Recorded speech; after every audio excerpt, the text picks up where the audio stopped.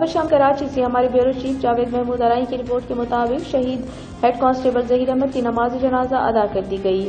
22 فروری 2023 کو رنگی صنعتی ایریا کی حدود میں پولیس کراچی کے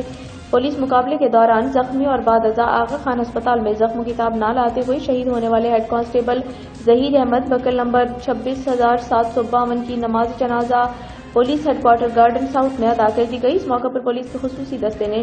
شہید کو سلام پیش کیا اور پھولوں کی چادر چڑھائی۔ نماز جنازہ میں آئی جی سندھ غلام نبی میمن سمیت additional I G Karachi, additional operation D I G security, zonal D I Gs اور ضلعی صدر ایس ایس پی کراچی کے علاوہ